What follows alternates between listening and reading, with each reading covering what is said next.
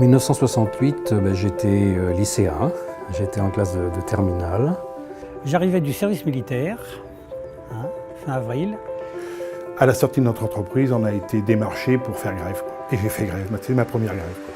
J'étais en costume religieux et ça s'était jamais vu que des religieuses en costume faisaient la grève et circulaient dans les rues. Je me suis mariée le 18 mai 68. Mon père est mort le 28 mai 68.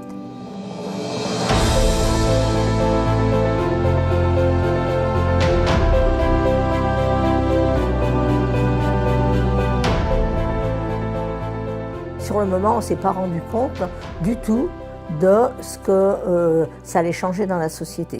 Ça représentait l'espoir de grands changements au niveau du droit du travail, au niveau de la vie en général, quoi. Alors non, on n'a pas fait la grève en 68, on était une quinzaine d'ouvrières. On avait une quinzaine d'ouvrières et on n'avait pas de syndicat, voilà, c'était... J'étais lycéen au lycée David d'Angers, mais j'étais en fait issu d'un établissement privé. J'avais changé d'orientation, donc j'étais venu dans le public, alors que toute ma scolarité s'était faite dans les établissements privés. Je suis donc arrivé au lycée David d'Angers, et en 1968, c'était je dirais la révolution, puisque le lycée, comme beaucoup de lycées, a fermé ses portes. Enfin, on ne se rendait pas très bien compte, nous on ne s'est pas très bien rendu compte de ce qui se passait, on voyait ça un petit peu de loin. D'une part parce qu'il n'y avait pas les moyens qu'il y a aujourd'hui, il n'y avait pas de télévision. Enfin, il y avait la télévision, mais on ne l'avait pas. Les journaux, mais moi j'étais jeune, je n'avais pas d'abonnement au journal. Donc l'information se diffusait, il n'y avait pas de portable bien entendu. L'information se diffusait moins rapidement. Bon, c'est une différence notable par rapport à aujourd'hui. Nous, on n'a pas vu grand-chose sur le Chemillois. On avait peut-être un peu de mal à avoir de l'essence. Mais moi, j'allais en mobilette à l'école. Ça n'a pas tellement bougé à Chemillé quand il y a eu la révolution de 68, puisqu'on appelait ça la révolution. Les gens se sont déplacés quelques fois à Angers pour aller à des manifestations, mais dans Chemillé même, non, il n'y en a pas eu. C'est une période d'espoir, parce que là, il y avait la révolution quelque part culturelle. Et mon père, moi je suis d'un milieu militant qu'on appelle, donc mon père était un syndicaliste. Donc mon père, pour lui, c'était important 68. Pour lui, je me souviens ses dernières paroles, il disait « Vous allez voir les enfants, ça va changer ». Il avait espoir. Mon père avait été déporté, résistant, donc gaulliste, profondément gaulliste. Donc c'est vrai que les événements de mai n'ont peut-être pas été vécus chez nous comme une libération, comme dans d'autres familles, qui avaient une autre expérience à la fois politique, je dirais, et humaine.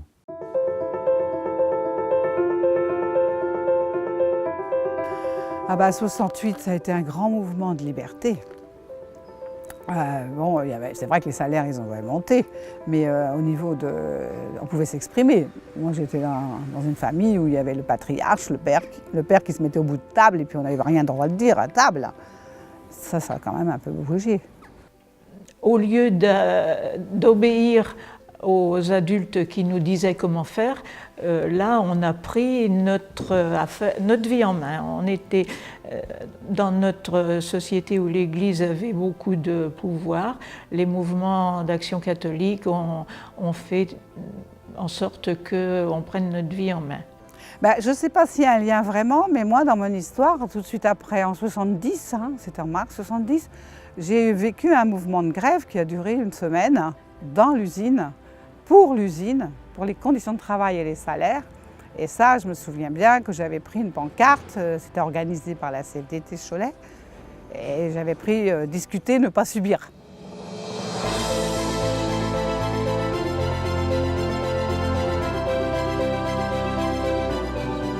Ce qui a progressé beaucoup à cette époque, je pense que c'est par rapport, on va dire, à notre secteur, nous, Chemillé-Chalonnes, je vais dire, c'est le nombre de salariés syndiqués. Dans les entreprises après mai 68, il y a eu un nombre de salariés syndiqués relativement important. On a été manifester et trouver du soutien auprès du maire. c'était M. Chalopin à cette époque-là. On a fait un défilé de Chizé jusqu'à la mairie, avec des pancartes, en faisant du bruit.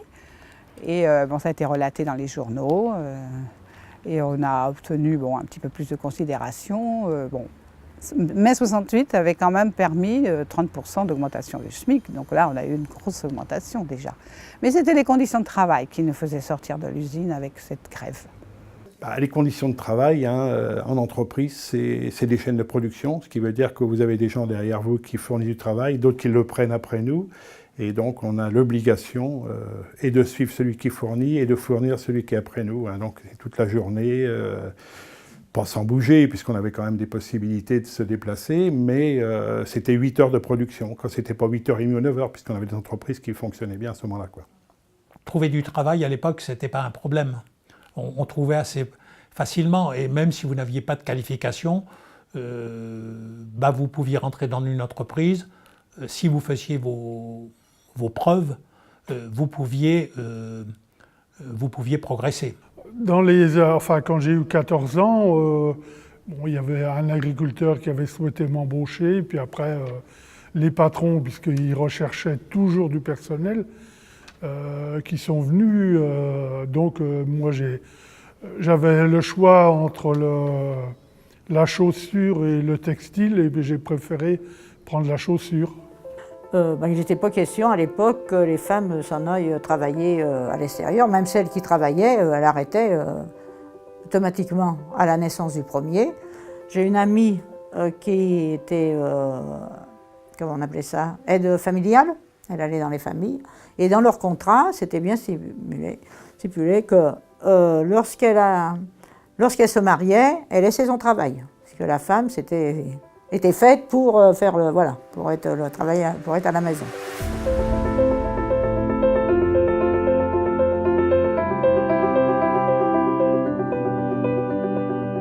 La femme ayant son salaire, ayant son indépendance financière, même si tout était mis dans la même...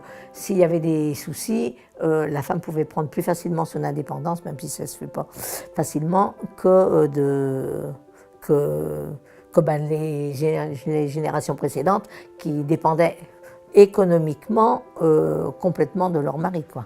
Il y avait dans la chaussure la séparation complète quand même, puisque les femmes étaient surtout des ouvrières qui travaillaient à la piqûre.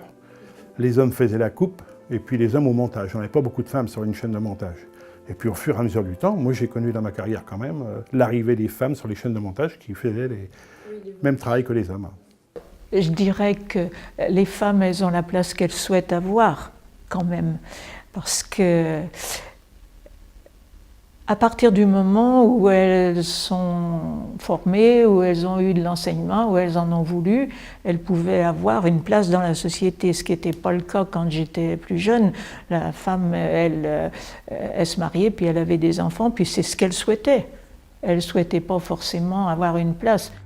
Avant, souvent, les personnes, les femmes, entre autres les femmes, on commençait à travailler à 14 ans, alors que les hommes, ils pouvaient suivre un peu leurs études, pour apprendre un métier. Alors que nous, la femme, les filles, c'était différent, Nous, on aurait peut-être pu aller aux études, c'est sûr, mais papa, il dit, moi, je n'ai pas les moyens de vous payer des études. Josette, qui était douée, c'est pareil, elle aurait pu aller aux études, elle pouvait aller à la Cholet, mais il dit, il faut que tu prennes le car, et pas question que tu prennes le car pour aller à Cholet. Moi, je ne peux pas. Autrefois, tout le monde ne pouvait pas poursuivre des études. Il est venu cette époque-là où il a fallu donc enseigner à tous les élèves, y compris ceux qui avaient moins de facilité, et donc adapter les pédagogies pour qu'ils puissent bien comprendre et puis bien progresser.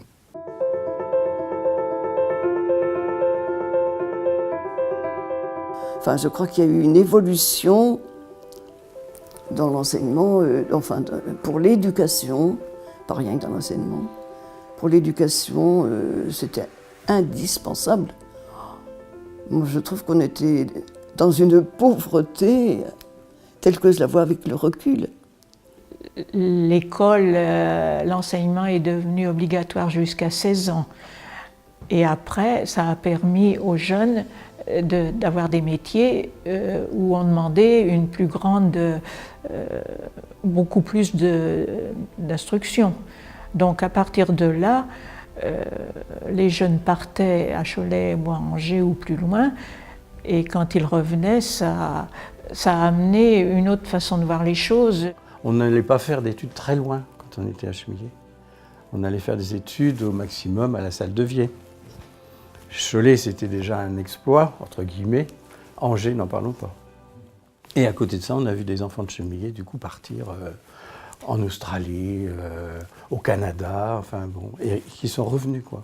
Comme s'il y avait une espèce de besoin de s'expatrier pour respirer et revenir retrouver ses sources. En tant qu'enseignant, on a connu là une période, je dirais, assez merveilleuse en fait. Parce que donc il y avait une certaine aisance de relation entre les élèves et leurs professeurs. Et en même temps, l'autorité parentale était quand même très présente, quoi. Donc on était à l'abri des débordements possibles. Donc c'était une période assez faste. Ah mais il y a eu beaucoup de liberté après 68, puisque c'était donc, il était interdit d'interdire, donc ça s'est senti, même si on voulait pas, même si on ne le voulait pas, c'était un courant qui est passé. Hein. Bon, ce que j'ai pu repérer quand même dans ce changement, c'est la mixité qui s'est créée au sein de l'établissement, puisqu'on avait une cour fille, une cour garçon. Et après les événements de mai 68, il y a eu ce rapprochement dans les cours, possibilité aux filles de rester dans la cour des garçons pendant les récréations. Donc l'évolution, ça a été beaucoup, pour moi, la mixité a changé beaucoup les comportements, ça a beaucoup élargi l'horizon, ça a beaucoup ouvert, enfin, je trouve. Moi, je crois que l'enseignement, et ce qu'on a fait, nous, à Chemillé, avec l'association culturelle et tous les mouvements d'action catholique, c'est ce qui a permis à ceux qui n'avaient pas eu toute cette formation-là de prendre quand même leur place dans la société. Il faut regarder aussi la place de l'école privée, qui reste très très majoritaire par rapport à l'école publique. C'est une spécificité de cette région. Autant dans notre région catholique, il n'y avait que les structures d'enseignement catholique qui comptaient, autant après, on pouvait aller dans l'enseignement public. Mais avant, non, moi, mon temps, non.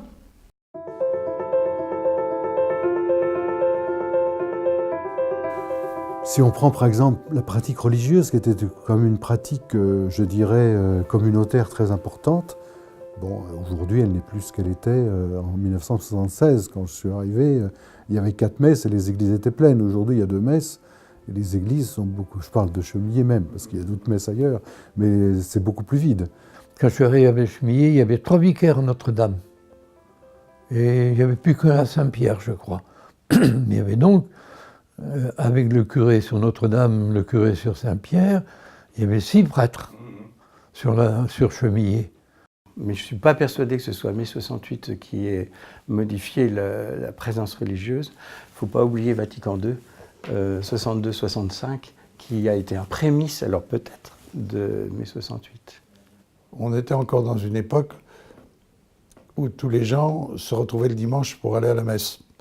Et après la messe, tout le monde, beaucoup de gens, beaucoup d'agriculteurs se retrouvaient soit à la société, soit au café du coin. Et là, ils s'échangeaient beaucoup de choses. Et là, c'est à partir de là, il y a eu une évolution qui a été importante, je dirais, dans les discussions entre les gens. Moi, je faisais du MRJC avec des copains et des copines. Donc, on se retrouvait toutes les semaines en équipe à faire des animations avec les prêtres. C'était intéressant et ça complétait ce qu'on voyait à la maison familiale. C'était assez joyeux, on prenait notre temps pour vivre ensemble. Bah moi, je n'ai pas été tellement... Enfin, j'ai pratiqué paroisse et tout, mais c'est plutôt grâce à la JOC que je suis restée en lien avec... c'est l'Action catholique, quoi, qui m'a beaucoup plu.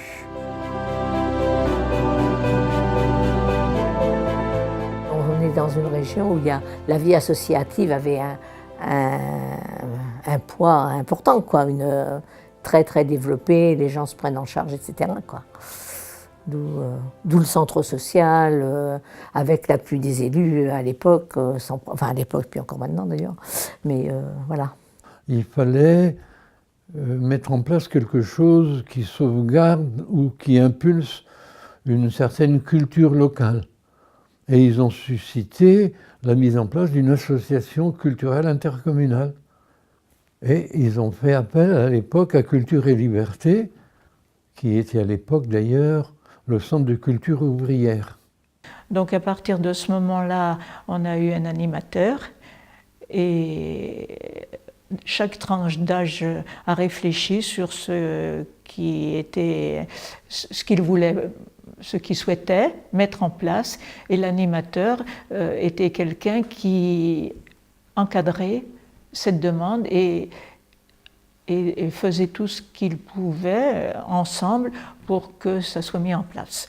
Et donc, ça s'est transformé ensuite par un dynamisme de la vie associative en général, qui a trouvé là un terrain pour se développer qui était tout près, quoi. Je pense qu'après 68, il y a eu l'organisation associative quand même qui a été très forte. Et vous prenez l'exemple du théâtre amateur, c'est extraordinaire de voir que aux 13 communes que constitue la commune de Chemillé en Anjou, il y a, si je ne me trompe pas, encore 11 ou 12 troupes de théâtre qui sont toutes associatives.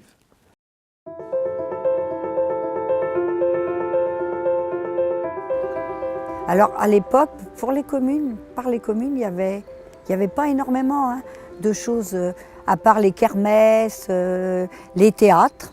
Il y avait les théâtres, je me souviens avoir été les théâtres, le cinéma aussi. Une fois par semaine, on essayait d'aller au cinéma. Les patronages ne peuvent plus être, pour différentes raisons, l'élément moteur là-dedans, en tout cas pas tout seul, quoi. Et donc, bon, on est à un tournant, hein, c'est clair. Hein. Et ça a changé quand même la donne d'une façon assez considérable. On pourrait le voir, par exemple, par rapport à l'évolution des écoles de musique. Sur Chemillé, il y avait une école de musique qui était plutôt autour de, anciennement, la fanfare, l'harmonie. À Saint-Lézin, il y avait une école de musique plus classique, avec du piano, du violon, etc. Et c'est dans ces années-là, 80-90, qu'il y a une évolution que je considère comme positive, qui a permis de réunir l'ensemble de ces écoles pour en faire une seule, avec une dimension beaucoup plus importante, et dans laquelle on peut apprendre quasiment tous les types d'instruments. Un tournant s'est produit dans les années 80-85, entre 85 et 90, par la mise en place d'une direction. Donc l'école de musique a embauché un directeur, M. Calmet pour ne pas le citer, hein, Bernard Calmet, qui, comment dire, a pu rendre le projet associatif plus opérationnel et qui a permis un développement de l'école dans bon nombre de classes, avec un bon nombre de classes d'instruments. Ce que j'ai toujours voulu, c'est une ouverture d'esprit des autres par rapport à d'autres façons de vivre qui étaient différentes de ce qu'on vivait dans notre ruralité. Une ouverture. Ça a été aussi quelque chose que j'ai beaucoup souhaité il y a environ 20 ans avec une bibliothèque. Une bibliothèque pour ouvrir l'esprit de tout le monde et le mettre surtout à disposition de tous. Le centre social ou l'association culturelle, c'était à disposition de tous, c'était pour tous, pas que pour une élite. Et la bibliothèque, c'était aussi ça.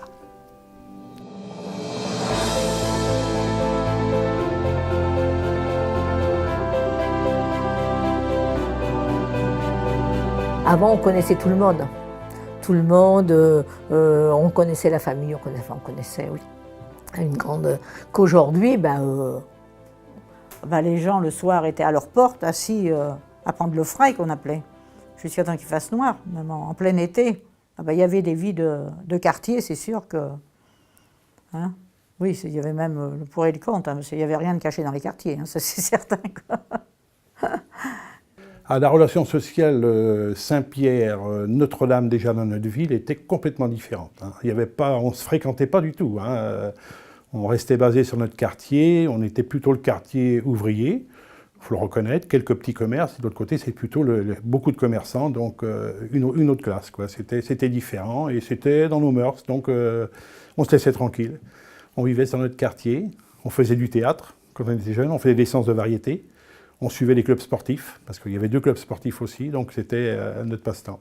Les 20 ans, par exemple, les gars, ils allaient au service militaire à l'époque, ils ne faisaient pas ensemble, hein. C'était Notre-Dame d'un côté, puis Saint-Pierre de l'autre. Je crois que c'est à 30 ans qu'ils disaient qu'ils ont commencé à faire tout le monde ensemble. Mais oui, c'était vraiment 2 entités, il y avait deux équipes de foot, 2 équipes de théâtre, 2 équipes... Enfin, c'était vraiment...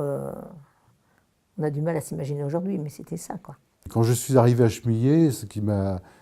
Moi, j'arrivais de ville, hein, j'étais avec mes idées un petit peu urbaines, entre guillemets. Ça m'amusait de voir même si j'avais une expérience de la campagne, de voir les gens qui parlaient sur le pas de leur porte, encore ils sortaient les chaises l'été. Il faut dire que je suis arrivé en plein mois de juillet, c'était la sécheresse de 76, il faisait très chaud, les gens sortaient le soir, ils parlaient sur le pas de la porte, et ça interpellait... d'un côté ou de l'autre de l'avenue de la rue nationale, c'est impensable aujourd'hui. On est passé je dirais, de gros bourg à vraiment une petite ville, quoi, ne serait-ce que dans la façon de vivre. Il y avait déjà à l'origine 2 centres.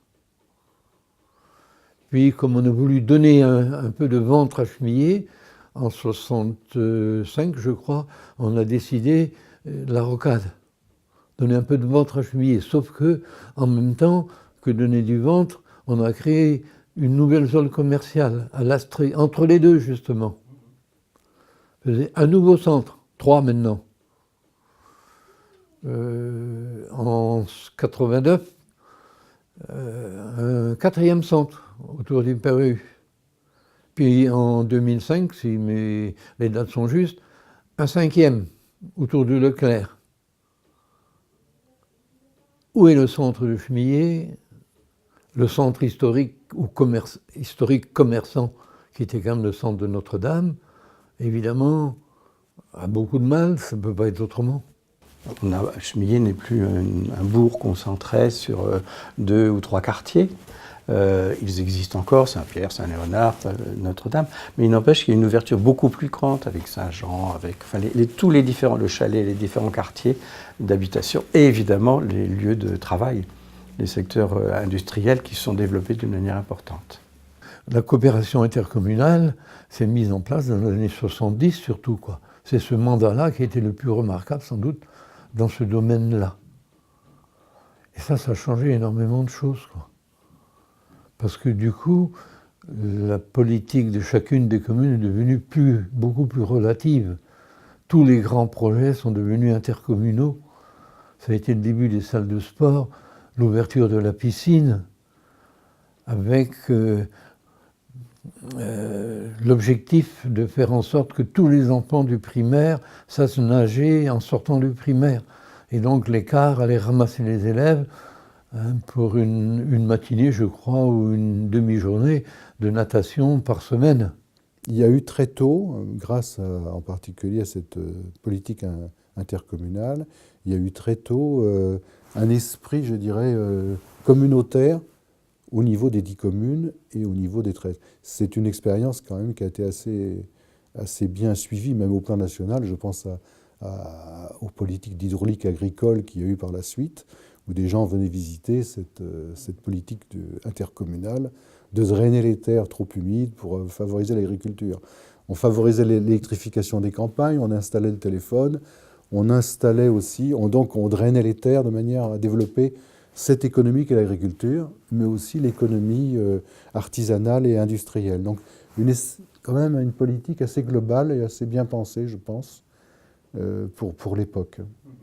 Et même au niveau de la zone des trois routes, ça a été aussi important par rapport à cette communauté de communes, puisque on ne pouvait pas non plus créer des entreprises dans toutes les communes, mais le fait de regrouper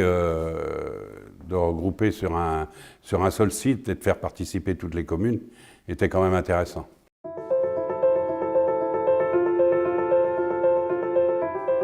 Moi, quand je suis arrivé, à l'entrée de Chemillé du côté de Cholet et du côté d'Angers, il y avait des immenses panneaux sur lesquels était inscrit Chemillé, ville du commerce. Et on traversait Chemillé, il n'y avait que ça, que ça, que ça. On avait une rue nationale où il y avait beaucoup de commerces, enfin beaucoup, oui, pas mal de commerces, qui ont disparu. Mais j'observe ce fait-là partout. Vous preniez la place du château, vous redescendiez, il y avait le boucher, il y avait le charcutier, il y avait le tailleur, il y avait le cordonnier, il y avait le bijoutier, il y avait boulanger, il y avait tout. Je vous dis, Chemillé, ville du commerce, c'était vrai. C'est dingue. Puis les petites places, place des Halles, place du Château, place, toutes les places, il y avait des commerces tout autour des places. Hein. Et puis, sont venues les grandes surfaces, et qui ont petit à petit grignoté le commerce, les petits commerces. Et puis aujourd'hui, dans les petites communes où il y avait des commerces, il n'y en a plus. On a eu quand même beaucoup de commerces qui ont fermé en centre-ville, c'est dommage, quoi. C'est vrai, il y a eu les grandes surfaces qui se sont installées, les parkings qui étaient faciles, et c'est sûr, ça, c'est au détriment des petits commerces, hein. Mais bon, malheureusement, ça arrive dans beaucoup d'endroits.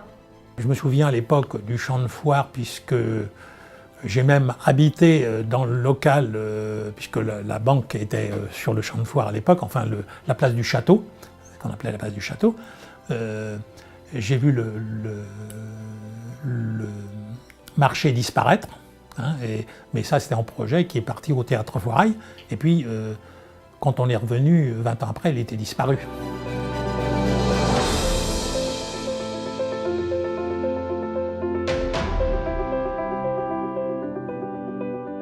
Un certain nombre d'exploitants avaient déjà acheté du matériel à 3 ou à 4, mais chacun avec une part. Et ce n'est qu'en 1982 qu'on a commencé à créer, une CUMA, une coopérative d'utilisation de matériel en commun, et qui nous a permis de grossir un peu le groupe à une douzaine et à mieux organiser, et ce qui a fait énormément évoluer l'agriculture. Alors ce qui m'a le plus marqué, c'est que nous, on nous a appris à produire autrement, à faire une évolution rapide sur l'intensivité, être intensif.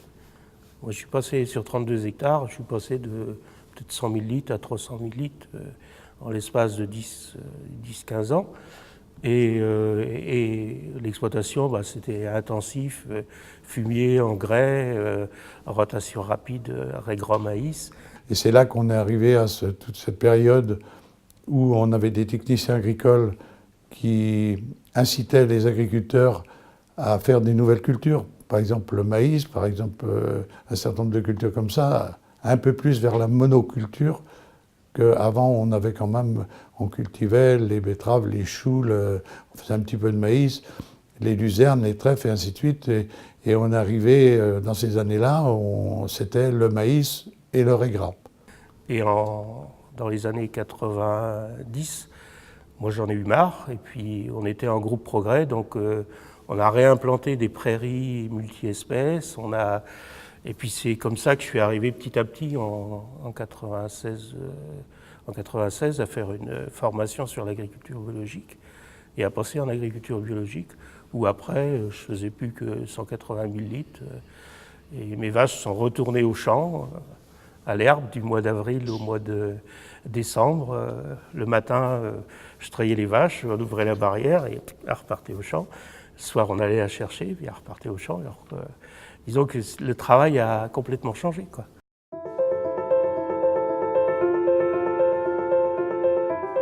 Au niveau du village, Oui, on vivait les mêmes choses, donc on voisinait, on vivait avec les autres, on se rencontrait souvent, ne serait-ce que dans les bistrots, je dirais pour les hommes, qui étaient des bistrots qui achemillaient, je ne sais pas, il y en avait c'est impensable le nombre de bistrots qu'il y avait, mais il y avait des lieux de rencontre comme ça qui étaient... bon, les femmes avaient, si, quand même, le lavoir pour la génération d'avant, nous, il y avait des endroits comme ça, mais globalement, on vivait ensemble. Regardez, actuellement, vous traversez Chemillé en voiture, parce que vous allez d'un bout à l'autre pour faire quelque chose, il faut la bagnole. Vous traversez en voiture, et vous voyez quoi sur les trottoirs? Il n'y a personne. À l'époque, tout le monde se déplaçait à pied, puis on se rencontrait, on discutait sur le trottoir, et puis on rentrait dans les commerces, on discutait dans les commerces. Maintenant, vous allez dans une grande surface, vous ne discutez plus. Hein. Je vois dans le quartier, il y a le pique-nique de quartier qu'on appelle, mais maintenant, même les jeunes, s'il y a beaucoup de locataires dans notre quartier, non, il n'y a pas... Ils ne ressentent pas le besoin de se rencontrer. À une époque, il fallait qu'on soit ensemble pour arriver à obtenir des choses.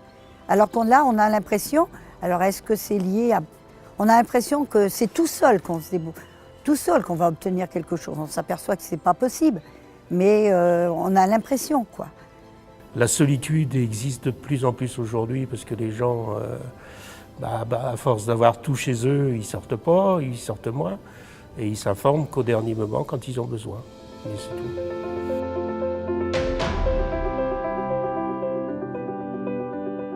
On a vécu, on va dire, une évolution technologique hyper rapide, surtout, on va dire, depuis, je dirais surtout les 40 dernières années. Là, ça a été très rapide avec des choses qu'on... Dans notre imaginaire de l'époque, moi, j'aurais jamais pensé voir des choses que je vois aujourd'hui, quoi. La télévision, par exemple, moi personnellement, chez mes parents, il y avait la télévision. Donc c'était déjà une grande ouverture. Mais beaucoup de familles n'avaient pas la télévision. Hein. Au début, quand on était mariés, on a eu la télévision peut-être 10 ans après, quoi. La télévision a dû arriver dans ces années-là chez ma grand-mère, donc on allait voir la télévision chez ma grand-mère, qui habitait juste à côté. Mon mari, quand on s'est mariés, il avait eu une télé avant, mais qui était chez ses parents, il n'a pas voulu l'enlever à sa maman était toute seule. Il allait voir les matchs, il y avait, je sais pas, il avait 500 mètres à aller, il allait voir les matchs, c'est ça qui l'intéressait surtout chez sa maman. Mais... Non, ça ne nous manquait pas, et puis je sais pas, on avait autre chose à faire, eh bien...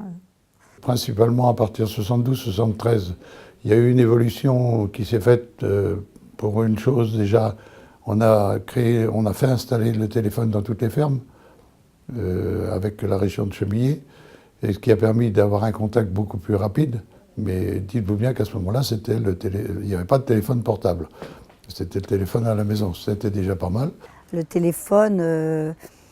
Je me souviens, mon mari travaillait à l'étranger, il partait 3 semaines, 1 mois, c'était le courrier, quoi. On s'écrivait, ou une fois par semaine, on arrivait à téléphoner d'une cabine, voilà.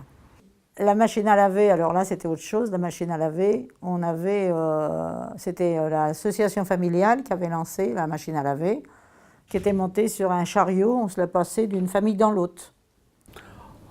La modernisation est passée partout, la voiture est arrivée, le téléphone est arrivé. Au début, nous, on allait, quand il fallait inséminer une vache, inséminer une vache, il fallait aller à Chemillé pour aller voir l'inséminateur pour qu'il passe. C'était pas du tout... Aujourd'hui, on est submergé d'infos qu'on n'avait pas à cette époque-là, quoi. Ça me rappelle qu'il y a dans les années 50, dans les années 50, 55, quand les tracteurs sont sortis dans le monde agricole, on disait, à ce moment-là, ils ne vont plus rien avoir à faire. On nous disait, mais si, il faudra les ouvriers pour faire tous les tracteurs et tout ça, tout ce qu'on aura besoin. Ah oui, mais maintenant, il n'y a même plus besoin de ça, c'est les robots qui les font. Et les robots vont faire les robots, et bon, mais voilà. Mais avec ma vision de plus de 80 ans... Dans notre métier, la technologie, on n'a pas de robotisation. Hein. Dans la chaussure, on n'a pas connu de robot qui fabriquait une chaussure. Il y a des entreprises qui ont vraiment changé, que ce soit la voiture, que ce soit pas mal de choses, où maintenant c'est des robots qui travaillent. Non, la chaussure, elle a évolué dans la technicité, puisque maintenant on fait de la chaussure détectée, la personne qui a du diabète, si un jour, à un moment, elle est en hypoglycémie, sa chaussure a un capteur et on commence à lui dire qu'il est temps qu'elle arrête, qu'elle prenne un petit remontant, quoi, mais on a plein de choses comme ça, mais c'est de la technicité, hein. C'est des choses qui peuvent durer, qui peuvent être très rapides dans la carrière, quoi. Au point de vue évolution technologique, il y avait des photographes à Chemillé avant, il n'y en a plus. Tout le monde a son petit appareil photo il développe ça il regarde ses photos sur son ordinateur et tout. Bon, ça a évolué, mais c'est normal que ça évolue. Par contre, les gens de ma génération, il a fallu prendre des cours pour arriver à suivre sur les ordinateurs, hein, parce que les jeunes, ils sont tout le temps là-dessus. Alors, ça m'arrive de demander à mes petits-enfants, quand ils viennent à la maison, tu pourrais pas me montrer ça? Range-toi, papy. On fait ça tout de suite. Quand Internet est arrivé, moi je me souviens, je travaillais au centre social quand on avait eu une formation en 90, donc on a l'impression que c'est hier, où on nous avait dit, d'ici 5 ans, vous aurez tous un ordinateur dans votre bureau et vous n'aurez plus besoin de papier, tout sera sur le... Voilà. Et en fait, on se disait, c'est pas possible, quoi. Et puis en fait, moi alors peut-être pas 5 ans après, mais 7-8 ans après, ça commençait à... Pour avoir des nouvelles le jour, on avait l'impression, quand une personne partait, qu'on n'allait pas la revoir pendant... Voilà. Alors qu'aujourd'hui, avec... Internet, on a l'impression que ce qui est bien aujourd'hui, quoi. Il y a moins, on se voit, nos enfants s'en vont, on a des nouvelles tout de suite, quoi. Ça c'est une évolution, une grande évolution qui est intéressante, quoi. Ça permet à des gens qui ont des difficultés de communication de se créer un système de communication, quoi. Mais bon, rien ne vaut le face-à-face.